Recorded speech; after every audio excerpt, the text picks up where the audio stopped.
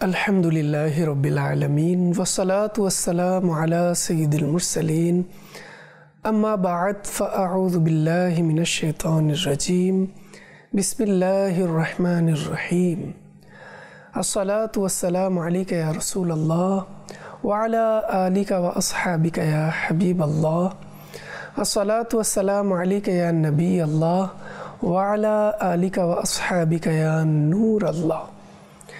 মাদানী চ্যানেলের দর্শকবৃন্দ, দূরেও কাছে, দেশে বিদেশে যারাই যে যেখান থেকে আজকের আমাদের অনুষ্ঠান দেখছেন, সবাইকে হৃদয়ের স্থল থেকে একরাশ প্রীতি ও শুভেচ্ছা জানিয়ে শুরু করছি অনুষ্ঠান উপদেশপূর্ণ ঘটনা।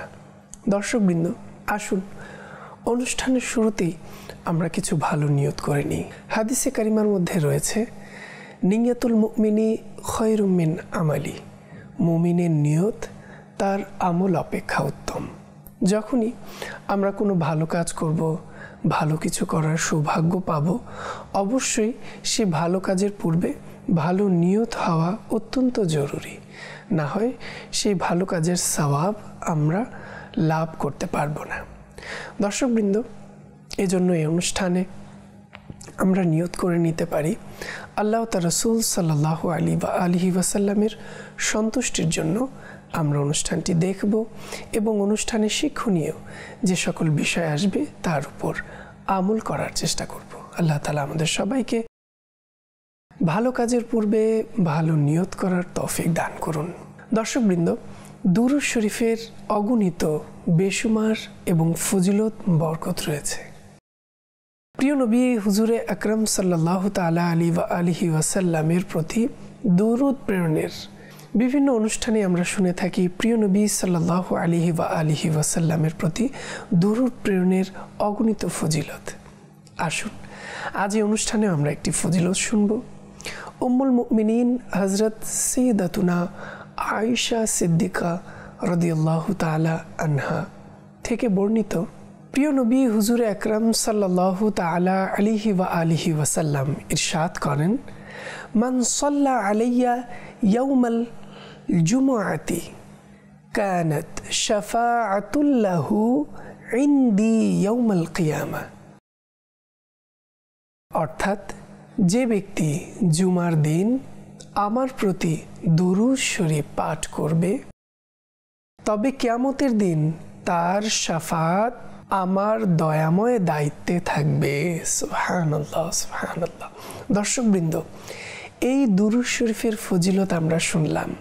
জুমার দিন দুরূদ শরীফ পাঠের মাধ্যমে কিয়ামতের দিন শাফাআত লাভ করার সৌভাগ্য আমরা অর্জন করতে পারব। তাই এখনও যারা আমরা দুরূদ শরীফ পাঠে পিছিয়ে আছি, আসুন না আজকের অনুষ্ঠানে আমরা নিয়ত করে নিই, আমরাও প্রিয় নবী সাল্লাল্লাহু আলাইহি ওয়াসাল্লামের প্রতি দুরূদ শরীফ পাঠ করব। সাল্লু আলাল হাবিব সাল্লাল্লাহু তাআলা আলা মুহাম্মদ সাল্লাল্লাহু তাআলা আলাইহি ওয়াসাল্লাম।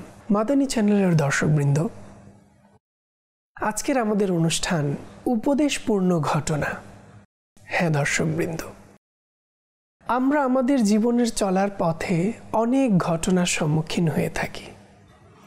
অর্থাৎ আমাদের জীবনেও বিভিন্ন ঘটনা ঘটে এবং সেই ঘটনাগুলো থেকেও আমরা অনেক শিক্ষা লাভ করি, অনেক কিছু শিখতে পাই জীবনের ঘটনা থেকে।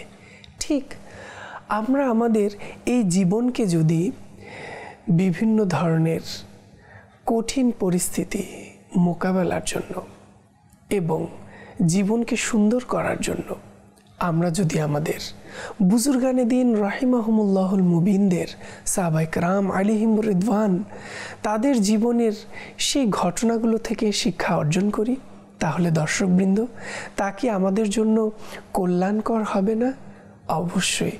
আমরা আমাদের এই অনুষ্ঠান উপদেশপূর্ণ ঘটনা, এই অনুষ্ঠানে আমরা প্রতি পর্বেই এক একটি ঘটনা নেব, যা হবে হয়তো কোনো নবী রসুলগণদের ঘটনা, নয়তো সাহাবায়ে কেরাম আলাইহিমুর রিদওয়ানদের সময়কার ঘটনা, অথবা কোনো বুজুর্গানে দিন আউলিয়া কেরামের ঘটনা হবে। আর সেই ঘটনা থেকে শিক্ষণীয় আমরা যা শিখতে পাবো তার উপর আমরা আমল করব, আমাদের জীবনে সেই ঘটনাগুলো থেকে শিক্ষা অর্জন করব, যাতে আমাদের জীবনও সেই ঘটনার বদৌলতে সুন্দর হয়ে ওঠে, বিভিন্ন ভুল থেকে আমরা বেঁচে যেতে পারি এবং তাদের ঘটনা থেকে আমরা যেন জীবন পরিচালনার সেই মাদানী ফুলগুলোকে হৃদয়ের ফুলদানিতে সাজাতে পারি। এই সকল বিষয় নিয়ে আজকের আমাদের এই অনুষ্ঠান সাজানো। তো দর্শকবৃন্দ, আসুন আজ আপনাদের সাথে একটি ঘটনা শেয়ার করব এবং এই ঘটনা থেকে আমরা শিক্ষণীয় অনেক কিছু জানব এবং শিখব। হারিস আল আওলাসি বলেন, কোনো এক বছরের মাঝখানে আমি মক্কা থেকে সিরিয়ার উদ্দেশ্যে রওনা হলাম। চলতে চলতে এক জায়গায় গিয়ে দেখলাম 3 জন লোক কোনো এক বিষয়ে আলোচনা করছে। আমি তাদের দিকে এগিয়ে গেলাম এবং সালাম বিনিময়ের পর বললাম, আমি কি আপনাদের সঙ্গে চলতে পারি? অনুমতি পেয়ে আমি তাদের সঙ্গে পথ চলতে লাগলাম। কিছু দূর গিয়ে আমি এবং তাদের মধ্য থেকে একজন ব্যতীত বাকি সবাই বিচ্ছিন্ন হয়ে গেল। আমার সঙ্গে থেকে যাওয়া লোকটি আমাকে জিজ্ঞেস করলো, যুবক, তোমার গন্তব্য কোথায়? আমার গন্তব্য লাকাম পর্বত, যা সিরিয়ার একটি পর্বতের নাম। চলো তবে একসঙ্গে যাওয়া যাক। লোকটির নাম ছিল ইব্রাহিম ইবনু সাদ আলাভি। আমরা কয়েকদিন একসঙ্গে পথ চললাম। অবশেষে এক সময় আমরাও বিচ্ছিন্ন হয়ে গেলাম এবং আমি আওলাস নগরীতে পৌঁছে গেলাম। দর্শকবৃন্দ, একদিনের ঘটনা, আমি সমুদ্র ভ্রমণের উদ্দেশ্যে বের হলাম। হঠাৎ একটি দৃশ্য চোখে আমার চোখ ছানা বড়া হয়ে যায়। দেখলাম সমুদ্রের পানির উপর ভেসে ভেসে এক লোক নগ্ন পায়ে নামাজ আদায় করছে। সুবহানাল্লাহ। এ দৃশ্য দেখে আমি খুবই আশ্চর্য হয়ে গেলাম। লোকটির প্রতি আমার ভীষণ ভক্তি জেগে উঠল।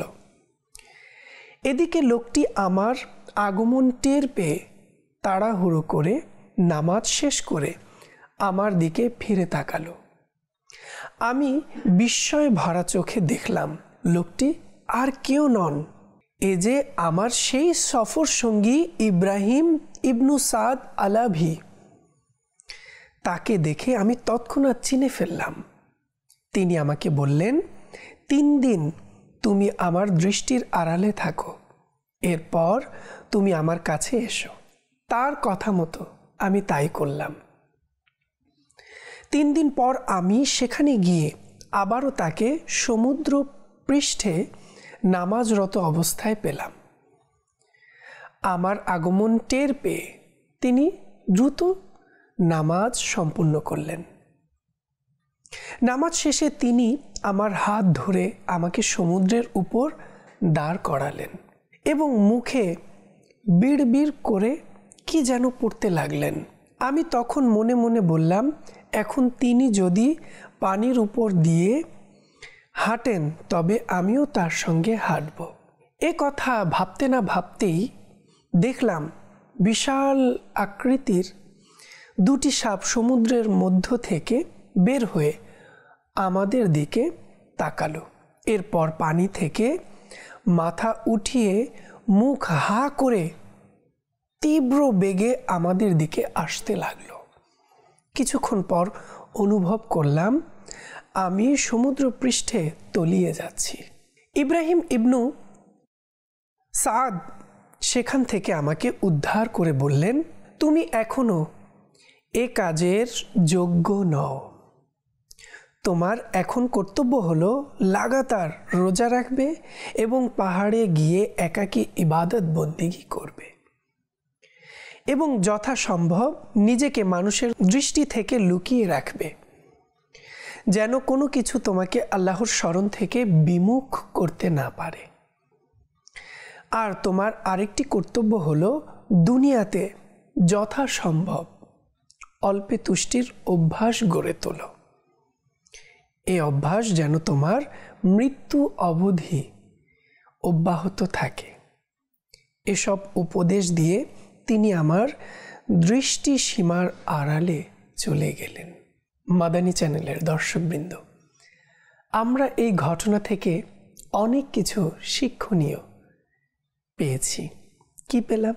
আল্লাহ তাআলার নৈকট্য অর্জন করতে চাইলে অবশ্যই বান্দাকে ইবাদত বন্দিগি এমনভাবে করতে হবে যেন সেখানে আল্লাহ তাআলা ব্যতীত অন্য কাউকে কোনো কাজেই কোনো কিছুতেই যেন ইবাদত বন্দিগি থেকে আমাকে বিমুখ করে না দেয়।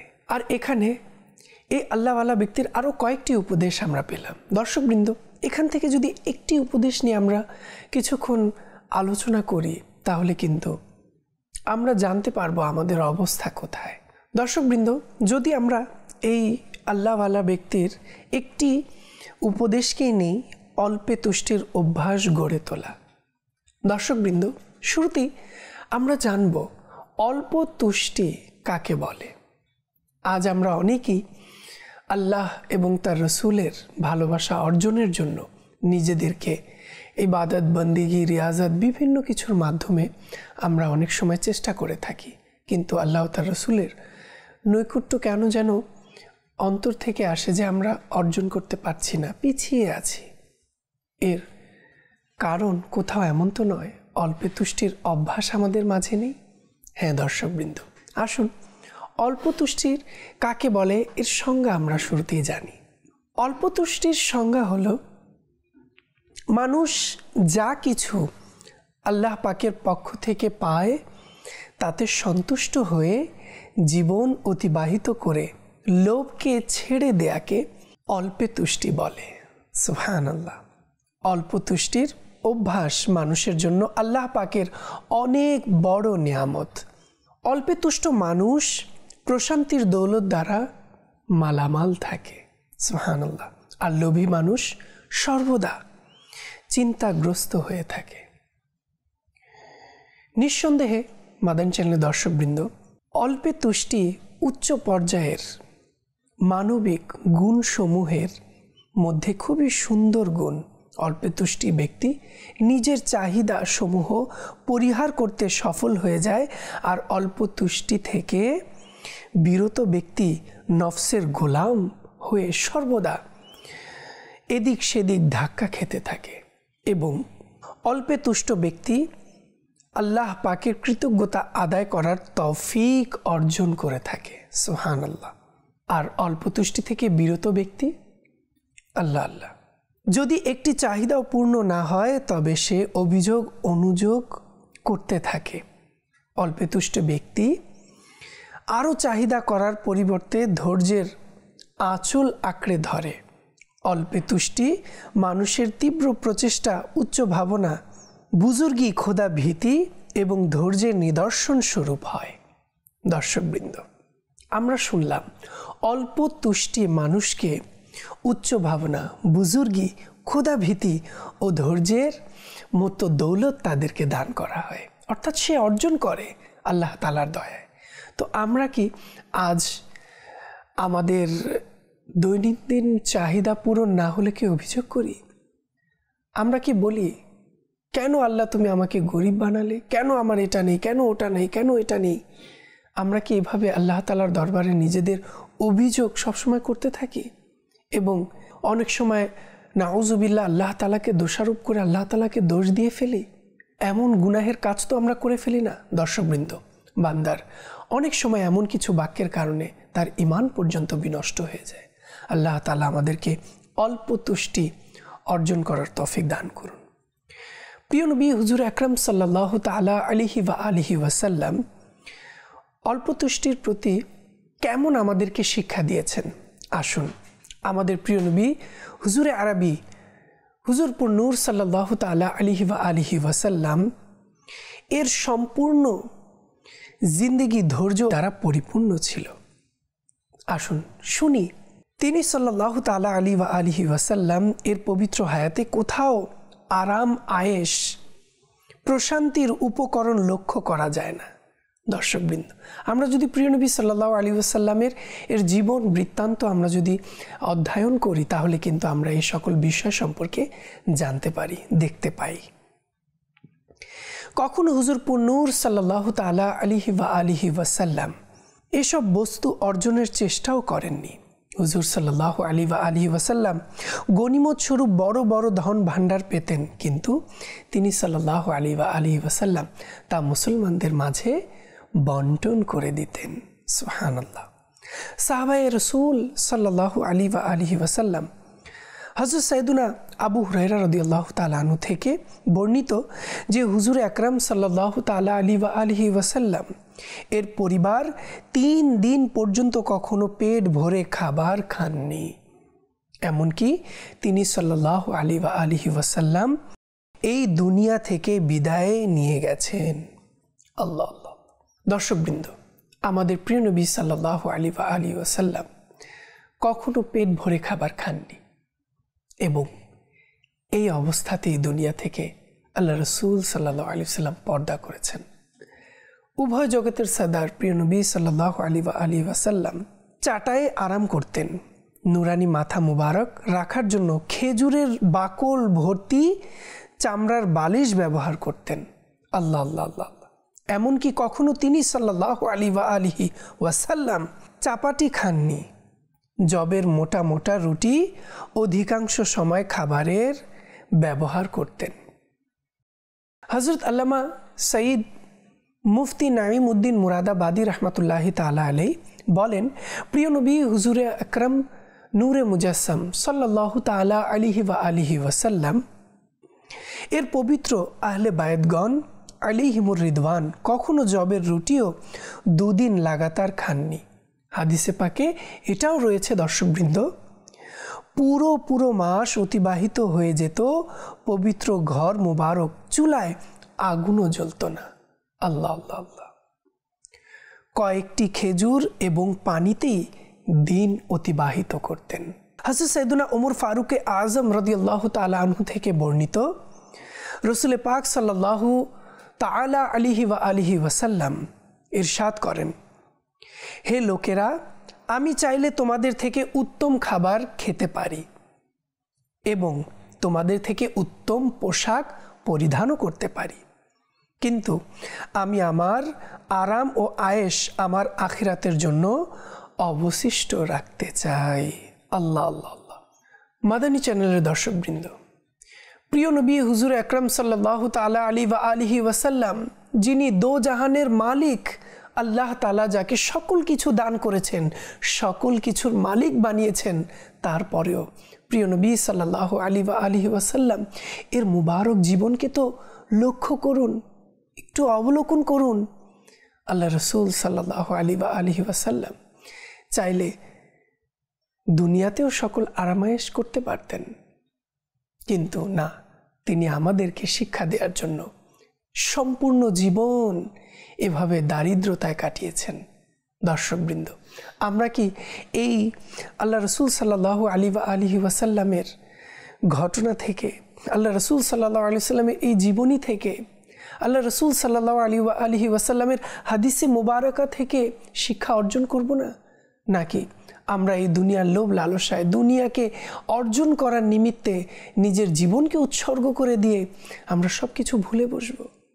মাদানী চ্যানেলের দর্শকবৃন্দ, না, এভাবে জীবন অতিবাহিত হওয়া মোটেই আমাদের জন্য ভালো নয়। হয়তো কিছু দিনের জন্য দুনিয়ায় আমরা ভালো থাকব, কিন্তু অনন্তকাল সে আখেরাতে আমাদেরকে কষ্টের সম্মুখীন হতে হবে যদি আজ আমরা আমাদের জীবনের লক্ষ্যকে ভুলে গিয়ে আল্লাহ ও তার রসুলের সন্তুষ্টিকে অর্জন না করে আল্লাহ তার রসুলকে নারাজ করে দিয়ে যদি আমরা আমাদের জীবনের লক্ষ্য পূরণ করতে ব্যতিব্যস্ত হয়ে পড়ি, তাহলে কোথাও এমন যেন না হয় যে আমরা আখেরাতকে হারিয়ে ফেলি।